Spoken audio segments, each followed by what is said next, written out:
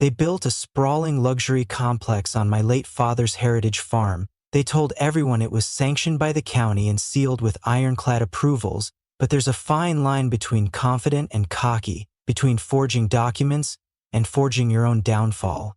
And oh, they're about to tumble. I'm the last person they expected to show up with a stack of legal mandates. The one man in this state who wields the authority to tear down entire developments if they so much as violate a single line of the building code.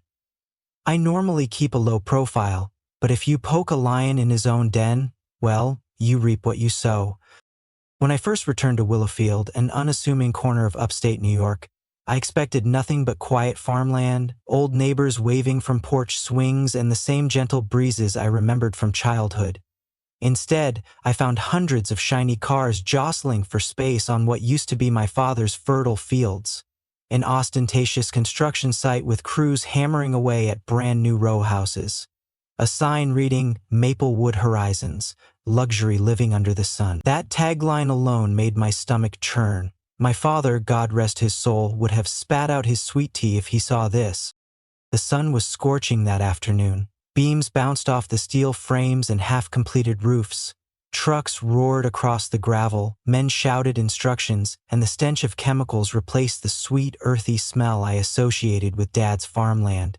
My father's name was Warren Mitchell, a proud man who'd served in the Air Force, then poured every penny into this stretch of farmland near the quiet banks of Millstone Creek. He raised me among these fields. Taught me how to check the soil for pH levels, how to treat the land with respect, how to appreciate the synergy between nature and hard work. After he passed, I had to take a job out in Albany, a place with more concrete than green, but I swore I'd keep the farm in the family. Yet here I was, standing on the shoulder of a newly paved access road jammed with SUVs and sedans, staring at a gigantic billboard, a project by the Maplewood Homeowners Association. The nerve of these people! They had gone so far as to erect an entire development complete with a community center, a promised clubhouse, swimming pools, and rumored golf cart paths on farmland that legally belonged to the Mitchell family. My heart pounded, my mind spun with questions. Could someone have sold off the deed? Was there a city rezoning notice that I missed? I walked straight onto the site. A security guard in a bright yellow vest ambled over to me, presumably to shoo me away. He was a big guy, though not intimidating enough to stop me from crossing what was essentially my own land. I kept my voice steady. "I need to see whoever's in charge," I said. "Now." He eyed me, uncertain. "I'm sorry, sir, this is a restricted area. Maplewood Horizons is private property under the Homeowners Association. Do you have a pass?" I almost laughed. "A pass?" I repeated, letting the question hang. "Do I look like someone who needs a pass?" He frowned. "Without official clearance, I can't let you in." I was about to retort with the fact that I'm not just any official. I'm the state's real estate enforcement officer, specializing in illegal subdivisions, unscrupulous HOAs, and land grabs so blatant they'd make a mob boss blush. Most folks don't even know my department exists. They just assume if you bribe the right local official, you're clear. But the moment I flash my badge, entire legal landscapes shift. I decided to let this guard keep his illusions for a few more minutes. "I'm giving you two choices," I said quietly, stepping closer so he could see the seriousness in my eyes. "Take me to your site manager, or call them down here, because if I don't speak to them within the next 5 minutes, I'm going to put a temporary hold on every piece of machinery operating on these grounds." The guard's eyes flickered with caution. Clearly, he realized I wasn't some random protester. He gave a stiff nod and pulled out his walkie-talkie. While waiting, I glanced around at the half-finished buildings, the stacks of drywall, the forklift loaded with tile. My father's orchard used to stand here. I recalled how we'd gather apples in the late summer. Now it was dust and debris. My jaw clenched with anger. Less than 3 minutes later, a woman in a tailored beige pantsuit came striding across the gravel. She had short, sleek black hair and a face like carved marble. Confident, yes, but with an edge of conceit. Right behind her was a shorter man in a crisp white shirt, sweating profusely as if he'd run a marathon. She approached me with a forced smile. "I'm Amanda Prescott," she said, extending a manicured hand. Vice President of the Maplewood Homeowners Association. And you are? I took a slow breath. Clark Mitchell. Her brow furrowed. Mitchell, as in, my father was Warren Mitchell, the owner of all this land until he passed. She blinked but quickly recovered. Well, that's interesting. We were told this area was cleared for development by the city. The farmland belonged to some defunct estate, if I'm not mistaken. I studied her face. It was a polished mask that told me little, but her eyes betrayed a hint of discomfort. She gestured for me to follow her to a makeshift trailer they'd erected as the on-site office. We stepped inside, and the relative quiet did nothing to soothe my growing rage. Plans were pinned to the walls, blueprints of row houses, a community pool, a small commercial strip. She perched on the edge of a desk, crossing her arms. So, Mr. Mitchell, let's talk. If there was some oversight in the deed transfer, I'm sure we can handle it amicably. We have all the legal documents showing the Maplewood HOA purchased this property from a third party. I didn't respond immediately. I scanned the pinned maps. One corner labeled Phase 2 overlapped exactly where my father's old barn used to stand. They planned to build tennis courts on top of my father's memory. Documents can be forged, I said evenly, and I have a feeling you know that better than I do. She lifted a brow. Are you accusing the HOA of illegal activity? I could have laughed at her indignation. I am stating that my father never sold this land, nor did I, so either you bought it from a phantom seller or you coerced someone into forging his signature. And if that's the case, we have a major problem. A flicker of annoyance crossed her face. She turned to the sweaty man who had set up a laptop on a small table. Simon, can you please pull up the property files? Simon, presumably an HOA accountant or administrative officer, fumbled with the trackpad. His shirt was already sticking to his back and the tension in the trailer felt as thick as the humidity outside. He opened a folder of digital scans. The first image, a grainy PDF, showed a so-called deed transfer from Mitchell Agricultural Holdings, Inc., to Elmwood Enterprises. My father had never incorporated his land. He kept it in his name, passing it down to me in a straightforward will. I knew that for a fact. I'd personally gone through the probate process. I pointed at the name. Mitchell Agricultural Holdings doesn't exist. That entity was never registered. This is a front or a shell. I suggest you ask your real estate broker how they ended up with such bogus paperwork. Amanda's jaw clenched. We did our due diligence, Mr. Mitchell. Then it must have been incompetent or willfully blind, I countered. So, here's the deal. You have exactly 24 hours to shut down all work on this site. If you refuse, I'll get an immediate injunction from the state to freeze your construction. And trust me, I've seen entire HOAs crumble under the weight of the fines that come next. Amanda's lips parted in a wry smile. She was clearly used to steamrolling local folks, probably threatening them with fines or legal action. We have very powerful friends, she said calmly. Council members, realtors, attorneys. I met her gaze with equal calm. I'm not a farmer who can be scared off by a few phone calls. I'm the one who enforces real estate compliance for the entire region. If you want to fight, we'll fight. But I promise you this, once I get started, you'll wish you'd never tried to break ground on my father's land. I left her standing there in stunned silence, stepped back into the glaring sun, and realized my heart was pounding so hard it echoed in my ears. Emotions, anger, sorrow, betrayal, swirled inside me like a storm. I closed my eyes, letting the farmland dust swirl around my boots. I swore to Dad I'd protect this place, and if it meant pulling out every legal arrow in my quiver, so be it. That night, after a short drive to the small motel in Willowfield, I spent hours calling old contacts in the city clerk's office. I was determined to figure out how the Maplewood HOA got away with this.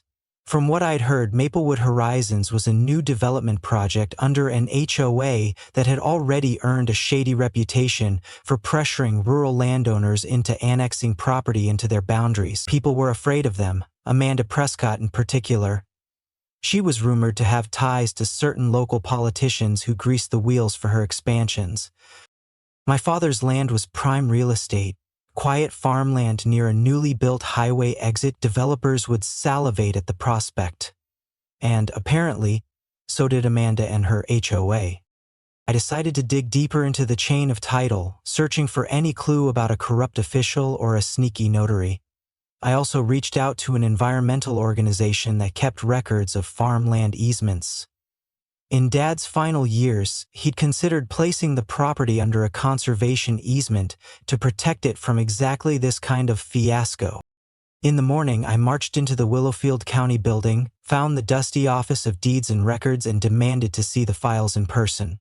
The clerk, a weary-looking man named Edmund, rummaged around until he produced a battered cardboard box. According to him, the official property transfer for the farmland had gone through a few months after my father's death. I hovered over the documents like a hawk, scanning each page. My father's signature was scrawled in a suspiciously shaky style, dated 4 weeks after he'd passed away. It was so blatantly fake it made me cringe. Then I spotted a name that made my anger flare even more. Terrence Miller, a notary public who also happened to be on the Maplewood HOA board. I slammed the folder shut. So they forged his signature, got it notarized by their own guy, and then probably used a shell corporation to funnel it to Elmwood Enterprises, eventually landing it with Maplewood? Edmund looked helpless. Mr. Mitchell, I can't say I condone anything. I just filed the papers. They came in with the right stamps. The city recognized it. That's all. I thanked him quietly, then walked out into the hallway, my entire being trembling with rage. Part of me wanted to storm into Amanda's office and toss the falsified documents in her face, but I knew better. I needed a systematic approach. I went back to my truck. My phone buzzed. It was my friend David Hall, an environmental lawyer I'd worked with before. He left a voicemail saying, "Clark, got something interesting, call me back ASAP." I pulled out of the county building lot and parked under a massive oak tree near the old courthouse. Then I called David. He didn't waste time on pleasantries. "Clark, I found your father's name in an environmental registry. Looks like he was in the process of applying for farmland preservation status right before he died. That farmland may be subject to the State Agricultural Legacy Act." My eyebrows shot up. The State Agricultural Legacy Act was a powerful protective measure. It not only offered tax breaks for farmland, but also required any major developments to pass a thorough environmental impact review, something no sane developer would take lightly. "Are you telling me," I said slowly, "that the Maplewood HOA is building a multi-unit complex on farmland that might be under potential farmland preservation?" "Looks that way. I'll send you the relevant paperwork. If your father's application was near approval, the land might be considered restricted for large-scale development. Even if the deed was transferred, they'd need an explicit release, which they don't have." A cold thrill coursed through me. This wasn't just about forged deeds anymore. If the Maplewood Horizons project was constructed in violation of farmland preservation laws, they were in breach of state-level regulations as well. Combined with a fraudulent transfer, we were talking about a meltdown that could bury the HOA board, possibly even land them in prison for real estate fraud. I thanked David and felt the first glimmer of hope. Dad's farmland might still be saved from these vultures. But hope can be a fragile thing. That afternoon, I swung by the site again, expecting to see the place shut down or at least slowed after my confrontation with Amanda. Instead, the site buzzed with even more activity. They'd posted security guards at the access points, and trucks were carting in heavy stone for foundations. They were accelerating the project. It was as if the threat of legal action had made them double down. I was about to storm over to the trailer again when a voice shouted my name. I turned to see a wiry older man with a work belt hobbling toward me. It was Neil Hawkins, a local contractor I recognized from when I was a kid. He used to help Dad fix the farmhouse roof every winter. Clark, he panted, eyes darting around. What are you doing here, son? This is my land, I hissed in a low voice, and someone's trying to steal it out from under me. He swallowed hard, dropping his gaze. Look, I didn't want this job, all right? But times are tough. That HOA offered me double my usual rate just to lay these foundations. They said the property was legally acquired. It's not, I said. He sighed, his face shadowed with regret. I had my doubts. The folks at Maplewood, they scare me, to be honest. I've seen them run people out of town if they don't cooperate. I laid a hand on his shoulder. Neil, I appreciate your honesty, but we need to talk to the authorities. They forged the entire ownership, and if you keep building… He cut me off, voice trembling with guilt. I can't just walk off the job. They've got some big shot from the city backing them. They told me if I pulled out or spoke to anyone, they'd ruin my business. I've got 2 grandkids. I can't risk losing everything. I'm sorry. My anger flared again, but I forced myself to be gentle with him. Don't do anything drastic. Just stay safe, and if they push you too far, call me. He nodded gratefully, then limped back to his bulldozer. Across the site, I spotted Amanda observing me from the trailer's window. Our eyes locked for a moment. Then she turned away, whispering something to a man in a dark suit. They both glanced in my direction. A chill ran up my spine. That night, I laid out my case systematically on my laptop, typing up every detail: the fraudulent deed, the farmland preservation angle, the notary's potential complicity. If I had a single missing piece, it was a direct link to the local government official who approved the building permits. Because building something at this scale requires more than an HOA's nod. You need the county or city's green light, plus environmental clearance. I rummaged through construction permit logs, cross-referencing them with city council minutes. There was mention of an emergency meeting last fall, just a few months after Dad passed. The meeting was held by the Willowfield Planning Commission, chaired by Councilwoman Rena Edwards. She had a reputation for pushing big development in farmland communities, often ignoring resident concerns about traffic and pollution. As I read the minutes, a pattern emerged. Every time Maplewood proposed an expansion, Edwards fast-tracked it with minimal public input. The more I dug, the clearer it became Amanda Prescott and Councilwoman Edwards were in cahoots. That had to be the reason the project was moving so quickly. They must have known there was a risk of legal action, so they decided to get as much concrete poured as possible before any injunction could freeze them. Because once the homes are nearly complete, the chances of a judge ordering a teardown decrease. Developers bank on that logic all the time. Finish fast, then pay whatever fines come. But they'd never dealt with someone like me. My office specialized in dismantling illegal developments, even if they were 90% complete. I'd once overseen the demolition of a 20-story condo building because the developer bribed officials to bypass earthquake standards. The real estate world called me the land wrecker, among less flattering nicknames, but I preferred to think of myself as a caretaker of the law. 2 days later, I was ready to file the injunction. My lawyer friend David had polished the arguments, citing farmland preservation laws, forgery, and illegal issuance of building permits. We marched into the local courthouse, walked up to the clerk, and set down a thick binder. Emergency injunction request, I said, against the Maplewood Homeowners Association and the ongoing construction project known as Maplewood Horizons. The clerk, an overworked woman with dull eyes, flipped through the binder. This is a serious claim, she said quietly. Are you sure you want to go all in? Absolutely, I replied. She took the binder, nodded, and told us the judge would review the request within 24 hours. I left the courthouse feeling both anxious and fired up. If the injunction was granted, the entire Maplewood Horizons site would have to stop all construction instantly. But that evening, as I grabbed dinner at a local diner, a place Dad and I used to frequent for their famous meatloaf, my phone rang. An unknown number. Mr. Mitchell, a deep voice said. This is Deputy Collins with the Willowfield Sheriff's Department. We've got a situation here. Your family's old farmhouse, it's been broken into. My blood turned to ice. What? The caretaker next door reported suspicious activity. Windows smashed, graffiti. We need you to come down and take a look. I rushed to the farm, weaving through winding roads, my heart hammering in my chest. When I arrived, the old Mitchell farmhouse, where Dad and I once lived, had its front windows smashed in. The porch swing was torn from its hinges. Spray painted across the front door in neon orange letters were the words, "Stay away, stop, or else." I stood there for a long time, the deputy's flashlight sweeping over broken glass and scattered debris. Dad's rocking chair, the one he used to sit in every evening, was overturned and hacked with what looked like an axe. A wave of grief and fury came crashing over me.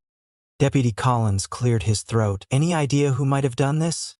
I looked at the graffiti again. The message was clear, a threat. I have a strong guess, I said. Someone who doesn't want me fighting for this farm. The deputy gave a curt nod.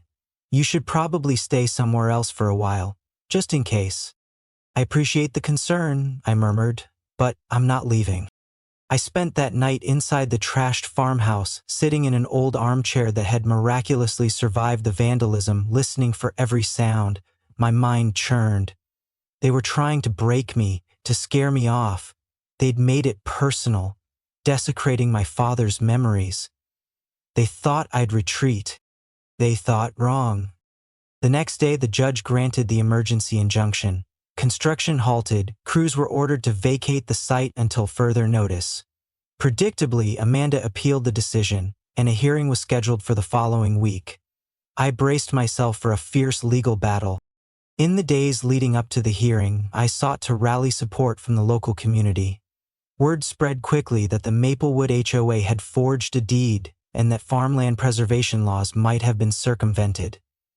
Some residents, afraid of HOA backlash, kept quiet, but others approached me, sharing their own horror stories. How Maplewood had pressured them to sell, threatened to fine them for petty violations, or used connections to drive them out. One elderly couple, the Frasers, told me how the HOA once claimed that their small orchard was blighted and needed to be bulldozed for safety. They refused, and within a week the couple's car tires were slashed. No one could prove it was the HOA, but the pattern was clear. At the hearing, the courtroom buzzed with tension. Amanda Prescott walked in wearing a sleek dark suit. Her hair was styled to perfection, and her face wore a confident veneer. Behind her sat a row of Maplewood's supporters, some wearing neatly pressed outfits, others in matching association pins. On my side were my lawyer David, a handful of neighbors, and a representative from the Farmland Preservation Council. A stern-faced judge, the Honorable Marianne Reed, presided. She called the case and the arguments began. Amanda's attorney, a smooth-talking man named Grant Wilkins, tried to paint me as an opportunist. He claimed I was an absentee heir who'd neglected the land and suddenly decided to exploit technicalities. He even hinted that I might be forging new documents to sabotage Maplewood's legitimate development. I almost laughed out loud. Instead, we presented our meticulously gathered evidence: the suspicious notary signature, the contradictory city records, the farmland preservation application with my father's signature dated before his death, plus statements from neighbors. David hammered the point home. This is not some trivial boundary dispute. It's a full-fledged land grab orchestrated by a homeowners association that knowingly, or at least recklessly, used a forged deed to break ground. If the court allows this to continue, we risk setting a dangerous precedent for every unscrupulous HOA in the state. The judge's gaze swept over our documents. Then she looked at Amanda, her expression neutral. Miss Prescott, do you have any direct evidence that contradicts the claim of forgery? Amanda's smile never wavered, but I could see a flicker of nervousness in her eyes. Your Honor, the Maplewood HOA acted in good faith, she began. We purchased the land through an intermediary, Elmwood Enterprises, and had no reason to suspect any wrongdoing. Our intention is to improve the community, provide high-quality homes, and expand the local tax base. Her attorney added, The rightful remedy, if any, would be for Mr. Mitchell to pursue civil damages against Elmwood Enterprises. Shutting down the entire project punishes innocent homeowners who've already invested deposits in these soon-to-be homes. David flipped open a file. Your Honor, we have evidence showing that Elmwood Enterprises is simply a shell company, the principal being none other than Miss Prescott's cousin. That is not a case of an innocent intermediary. We also have bank statements indicating that Miss Prescott personally received disbursements from Elmwood's account. Amanda's composure cracked for a split second. She glared at David, then quickly masked her fury. Her attorney tried to object, but the judge overruled him, allowing David to submit the documents. I felt an almost electrical charge in the air. We had them cornered. But legal corners can be slippery, especially when powerful people are involved. At the end of the day, Judge Reed didn't make a final decision. She extended the injunction while she reviewed the new evidence and scheduled another hearing. Amanda stormed out with her entourage, barking orders into her phone. I followed them outside, just in time to see Amanda climb into a sleek black SUV. She paused at the door, shooting me a look so venomous I could feel it from 20 feet away. You're playing a dangerous game, Mr. Mitchell, she said, voice tight. I hope you know the cost of dragging out this legal circus. I stepped closer. The only danger here is for those who think they can defile my family's land and get away with it. She slammed the door and the SUV sped off. But I wasn't naive enough to think that was the end. Corruption runs deep, and people with money and connections can shift gears quickly. Over the next few days, I heard rumors. Councilwoman Edwards was trying to fast-track a special zoning exemption for Maplewood Horizons, bypassing the farmland preservation obstacles. On top of that, local code enforcement inspectors, whom I usually coordinate with, suddenly stopped returning my calls. One evening, while I was at the farmhouse, I noticed headlights sweeping across the yard. A black sedan parked out front. Two men in suits got out, stepping carefully over shards of glass from the earlier vandalism. I opened the door warily.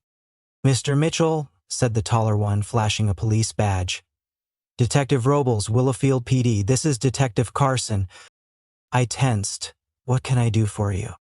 They exchanged glances. "We received an anonymous tip that you might be storing unregistered firearms on this property." My jaw dropped. That's ridiculous. Robles sighed. "Mind if we take a look?" I suspected it was a setup, but refusing might give them cause for suspicion, so I allowed them to search. Of course, they found nothing, but the entire ordeal stank of intimidation. As they left, Detective Carson shrugged apologetically and muttered, "Sorry, man, we're just following up on tips." Whoever fed them that tip had wanted to rattle me or get me arrested on some phony charge. I was seething by the time I locked up. This was the Maplewood HOA's game. Force me onto the defensive, bury me under harassment, scare me away. A day before the next hearing, I discovered a key piece of evidence. While going through Dad's old metal lockbox, the one filled with certificates and property tax receipts, I found a letter from the State Farmland Preservation Board dated 6 months before he died. It was a preliminary approval for the farmland to be protected under the Agricultural Legacy Act. The letter stated that any future development beyond standard agricultural structures would require the board's explicit authorization. This was the final nail in Maplewood's coffin. Regardless of any forged deed, the farmland was protected land. At the subsequent hearing, we presented the letter. The judge's eyes flickered with genuine surprise. "Miss Prescott, did you have any knowledge of this farmland preservation application?" Amanda's posture stiffened. "No, Your Honor, we were not aware of that letter. It was not in the public records we reviewed." David gently corrected her. "It was in the Farmland Preservation Board's database, which is publicly accessible, albeit not as widely known as the county records. Maplewood's due diligence was either grossly negligent or deliberately selective." Maplewood's attorney tried to salvage the situation, insisting that Maplewood had made substantial investments, that halting or reversing the project would devastate them financially, and that new families were depending on these homes. The judge listened carefully, then spoke in a measured tone. I'm not unsympathetic to those who purchased units under the assumption that everything was legal, but the evidence of fraud and the farmland preservation restrictions are extremely serious. Unless Maplewood can counter these claims convincingly, we may be looking at a complete shutdown, and possibly criminal referrals. Amanda's face paled at the word criminal. I could practically see the calculations racing through her mind. The hearing concluded with the injunction upheld, but the judge wanted one final evidentiary review. By now, local news outlets had caught wind of the scandal. They ran stories about a powerful HOA accused of forging deeds, a farmland legacy in jeopardy, and a threatened environment. Public sentiment surged in my favor. People began sharing stories on social media about Maplewood's bullying tactics. Some of Amanda's longtime allies started to distance themselves, releasing statements like, "We were unaware of these alleged misdeeds," or "We hoped for a swift resolution for the sake of Willowfield's integrity." Under the spotlight, Councilwoman Edwards tried to dodge responsibility, claiming the building permits were approved by her staff. But investigative reporters discovered internal memos linking her to closed-door meetings with Amanda.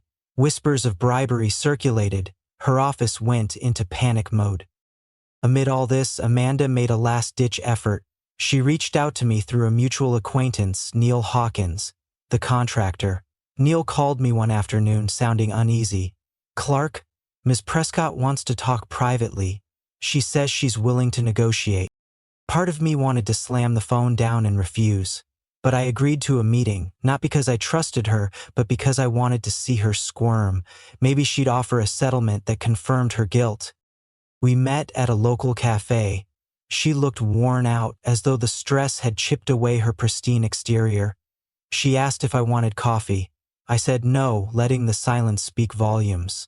Finally, she cleared her throat. "Clark," she began softly, "I want to apologize for the vandalism at your father's farmhouse. I don't condone that. I had nothing to do with it." "Then who did?" I asked bluntly. She averted her gaze. "Someone," overenthusiastic, trying to protect Maplewood's interests. "I assure you it wasn't an order from me." I remained silent. Let her stew. She sighed.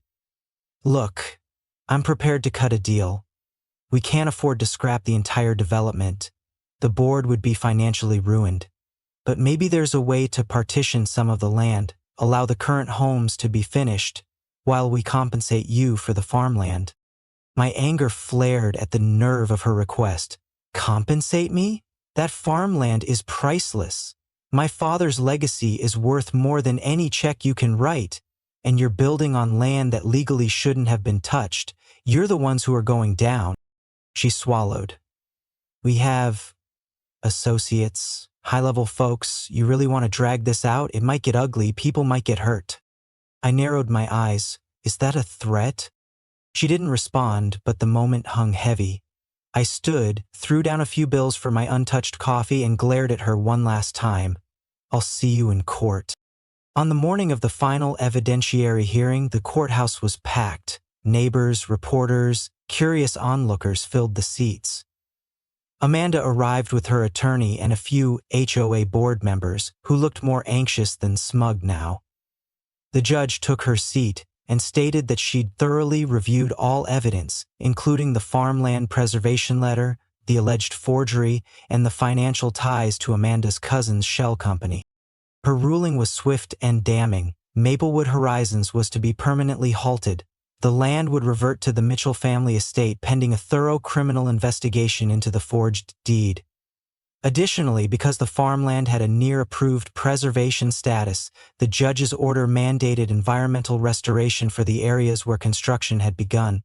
Any buyer deposits were to be refunded by Maplewood or the realtors who had brokered this fraudulent project. Amanda stood quietly while the judge delivered the verdict, her face betraying no emotion. But the moment the judge adjourned the hearing, the Maplewood supporters erupted in protest. Some outraged at losing their future homes, others appalled by the HOA's apparent misconduct.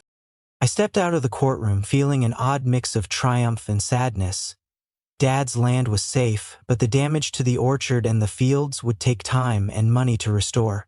Outside, a crowd of reporters bombarded me with questions. I did my best to keep my responses measured, focusing on the farmland's legal protection and how no one is above the law. In the days that followed, the fallout was monumental. Amanda Prescott resigned from the Maplewood HOA after the board threatened to remove her for negligence and potential criminal liability. Councilwoman Edwards faced an internal investigation, with calls for her resignation echoing across Willowfield. The half-built row houses sat like ghosts on the farmland, soon to be demolished by court order if the environmental assessment deemed them harmful. Neil Hawkins apologized in person for taking the job, tears in his eyes. "I'm sorry, Clark. I hope someday you can forgive me." I told him I understood. People get desperate, especially when HOAs and officials intimidate them. But I thanked him for connecting me with Amanda at that crucial moment. And as for me, I stayed on the farm, methodically working to restore Dad's orchard.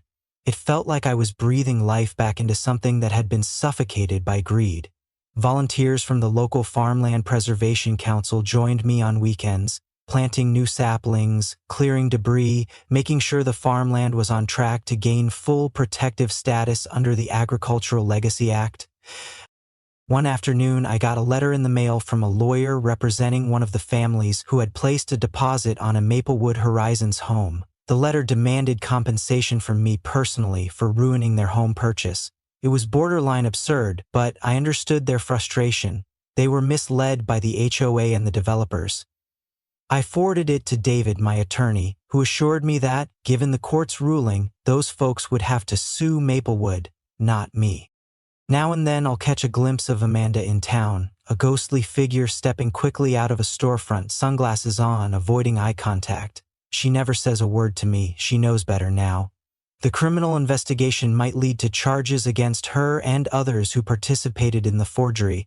My guess? She'll strike a deal and testify against bigger fish, maybe including Councilwoman Edwards. It's a tangled web they wove, all for the sake of greed. The farmland itself is healing. Where once there were roaring bulldozers and half-finished luxury units, now there's a newly sown field of wildflowers. It's a humble start, but it reminds me of the cycle of renewal that Dad loved so much about farm life. Seasons change, fields can be restored, justice can be reclaimed, even when it seems overshadowed by corruption. Sometimes I wander through the rows of saplings in the evening. Crickets chirp in the tall grass and the sky glows pink with sunset. I think of Dad, how proud he'd be that his farm remains in the family, that I stood up to the bullies. "They're going down," I promised, and they did. If there is one lesson I've learned, it's that bullies with fancy suits and thick wallets still topple when truth is on your side, and when you refuse to back down. No piece of paper they forge, no politician they bribe, no vandalism or intimidation can crush the resolve of someone defending what's rightfully theirs. I'm living proof of that, and if anyone else out there finds themselves trapped by a ruthless HOA or powerful developer, remember, the law, while slow at times, can be the mightiest weapon. You just need the courage to wield it. This farmland might look like plain dirt to some folks, just acreage on a map. But for me, it's Dad's legacy. It's years of sweat, laughter, heartbreak, and hope. It's a testament that no matter how relentless greed becomes, the spirit of honest, hardworking families won't be snuffed out. Standing here now, listening to the gentle rustle of leaves instead of the shriek of power tools, I feel that promise in every breath. The land, like the truth, endures. And so life in Willowfield goes on. The Maplewood HOA is a shadow of its former self, restructured, re-elected, humbled. Amanda Prescott, she's vanished from public life, possibly holed up in some lawyer's office, planning her next move, or searching for a place to hide. The farmland is safe, the orchard returning to form, and local families are uniting around the real issues that matter, preserving their home, their town, and their sense of community. To anyone following along or stumbling upon this story, don't ever think you're powerless. The biggest bulldozer is no match for the determination of a single person who won't concede.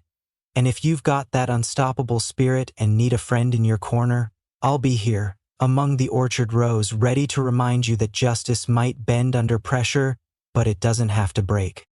If you found my journey worth your time, pass it on. Let folks know they're not alone in their fights against corruption. We can't bring my father back, but we can keep his legacy alive by standing firm against every crooked plot that tries to swallow the quiet corners of our world. If there's a single bright side to all this, it's that the farmland is finally on the path Dad always wanted. Protected, nurtured, ready to flourish again. So, that's the story of how an authorized complex rose and then fell on my late father's heritage farm. It's a tale of hubris meeting reckoning, of a cunning HOA hitting a brick wall they never saw coming. In the end, Maplewood Horizons was nothing but a pipe dream built on lies and forged signatures. And I, the so-called dreaded real estate enforcer, simply made sure they reaped what they'd sown.